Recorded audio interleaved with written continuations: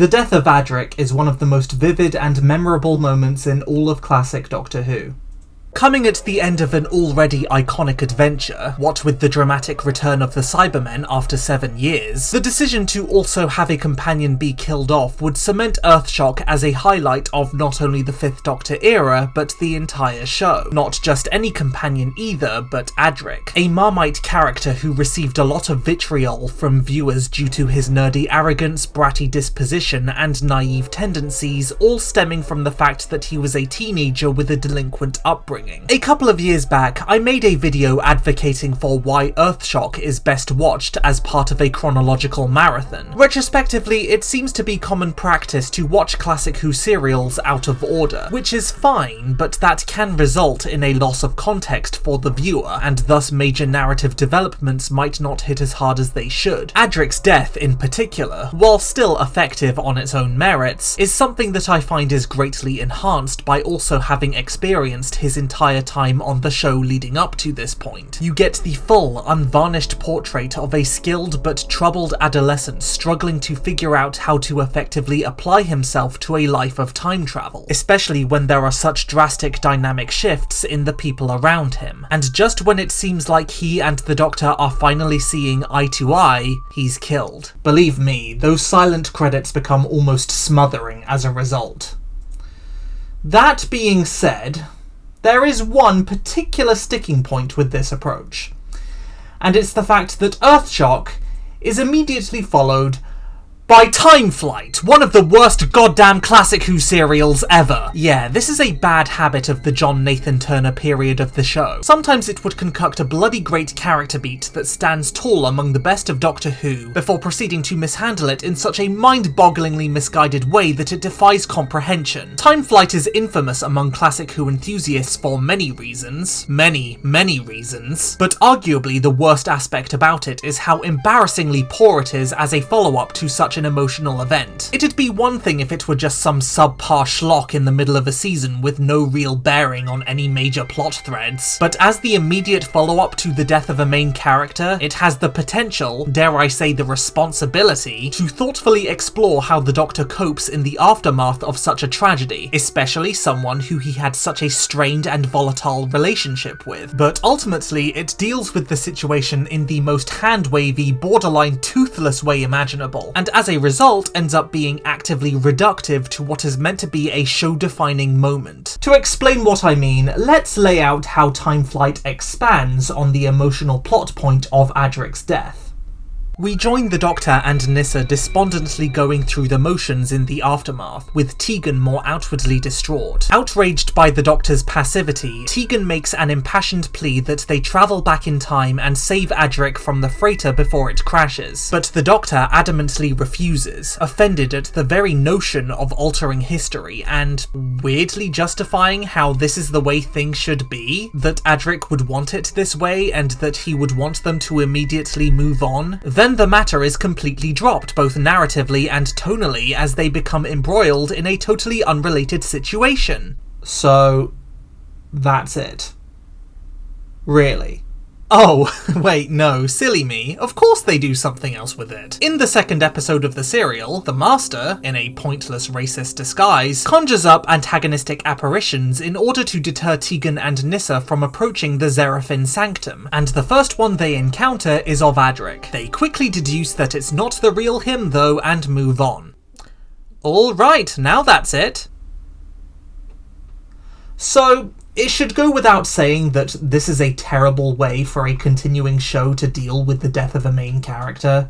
Now, I'm not saying that Time Flight needs to be as heavy as Earthshock to be a worthy follow-up, though probably not ideal. In theory, there's nothing inherently wrong with a fairly standard adventure immediately following an intense tragic event, but you need to go about it thoughtfully, and regardless of what your story is about, the characters still need to demonstrate in some form that they have been changed by their loss. But that isn't apparent here. The plot basically pretends like the Doctor and friends immediately obviously get over their grief because the Doctor says so, and now it's just business as usual. Now, there were attempts to amend this later down the line. A hallucination of Adric shows up during the Fifth Doctor's regeneration, demonstrating that the Doctor still feels guilt about his death, as Adric's name is the last thing this incarnation ever says. Naturally, there's expanded media that delves into the impact of his loss too, and even Tales of the TARDIS addresses the misstep of time flight by having an older Fifth Doctor and Tegan reflect on their emotional repression. But as commendable as all this is, it's ultimately still just a plaster over a gaping wound. It doesn't help that time flight also decided to callously dump Tegan at the end too. Yes, I know, it wasn't intended to be permanent, it's just meant to be an end-of-season cliffhanger which serves as the culmination of the Heathrow arc, and that there's a tragedy to the idea of her actually wanting to stay, but the way that it's executed here is flimsy and inept. Suffice to say that while there are certainly other major issues with time flight outside of this,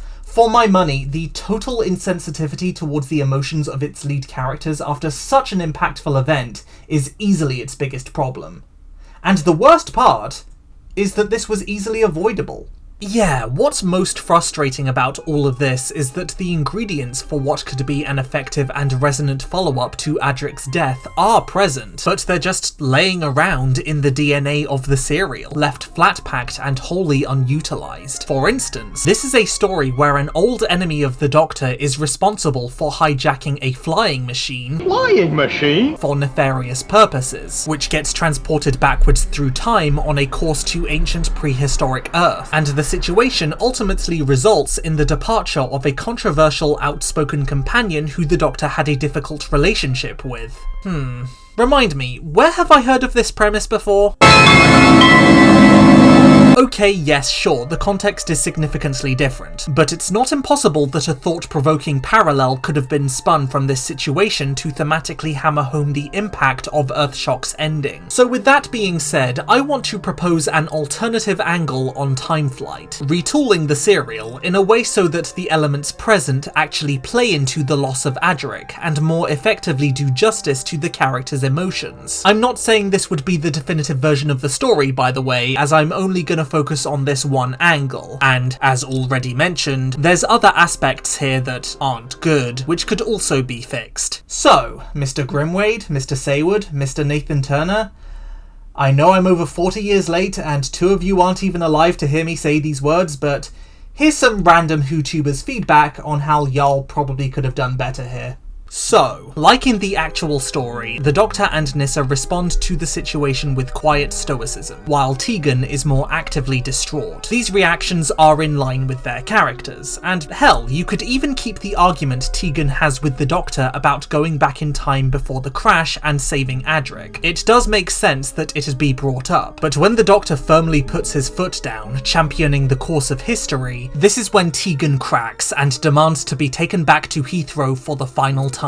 The story was going there anyway, but this way it'd actually be a poignant moment that actively challenges the Doctor and connects with what just happened. Tegan would feel compelled to leave due to being overwhelmed by grief, kind of a proto-version of her ultimate exit a couple of seasons later, as well as being horrified by the Doctor seeming to prioritize the laws of time over the life of a friend. Appropriately, the Doctor is finally able to steer the TARDIS correctly, and they arrive at Heathrow on the exact day Tegan originally left. That's right, we're channeling Ben and Polly's departure here. Tegan and Nyssa say goodbye, and despite the tension between them, the Doctor insists on seeing Tegan off. They share a curt but regretful farewell in the airport before she leaves to get to her flight, with the Doctor returning to the TARDIS, and he melancholically confides in Nyssa about how powerless he feels. But then, the TARDIS picks up a time disturbance. This is when the plane disappears, like in the actual serial, but with the one crucial difference being that this is Tegan's flight, the one she just boarded. This would drastically shift the driving force of the adventure, as the emotional charge behind the narrative would be completely different. Instead of Adric's death being unceremoniously discarded in the face of an unrelated and inappropriately blasé inciting incident, it would instead naturally segue into this plotline and directly inform it, while extending the character's emotional arcs. Now the Doctor would be hit by the compounded guilt of having potentially lost another friend directly on the back of the last one, and with this situation being more within his control, he would be driven to not let it happen this way and get her back. From this point, you wouldn't even necessarily have to change all that much about the actual plot on paper, although you probably should. The Doctor would help Heathrow determine what happened to the Concorde, they'd take another one up, travel back in time, and so on. But with the whole atmosphere now being that of furious determination as opposed to casual curiosity. Eventually, the Doctor and company would find Tegan in prehistoric times, although given how the Master is already familiar with her, she likely wouldn't be among the hypnotized crew, instead probably a hostage to guarantee the Doctor's cooperation. Tegan would, of course, be a little frosty about the situation at first. Just when she thought she'd put time travel behind her, she's been dragged right back into it. But throughout the course of the serial, she'd come to internally reevaluate her view of the Doctor and understand his position, probably with Nissa's prodding. Saving Adric wouldn't be as simple as just going back and rescuing him from the freighter. Remember, the Doctor's already on very thin ice, being a Time Lord who interferes, so attempting to cross his own time stream and interfere in an established event that he's already played a significant role in is just a bridge too far, especially for the more passive Fifth Doctor. It's not that he doesn't want to, as the actual story seems to low-key imply, it's the fact that he can't and shouldn't. The scene where Tegan and Nyssa encounter an illusion of Adric could even help clarify the situation for her, if reframed to be more emotionally charged. By the end of the serial, Tegan would have come full circle, respecting the Doctor's dedication to saving her, fully sympathising with his hurt and concluding that she's willing to continue travelling with him, which would make her being left behind at the end all the more tragic, as he'd still be under the assumption that she wanted to leave like before, thematically continuing the guilt. And I know Arc of Infinity is a separate story with its own issues, but the two of them would finally clear the air upon reuniting at the end of that one. So that's my suggestion, and again, I know this wouldn't entirely fix the serial by any means, but it would at least be more befitting the death of a main character. But I'd be interested to hear your feedback, so comment below how you would improve time flight, short of just chucking the entire story out, and I don't know, call me stinky if you somehow think time flight's any good.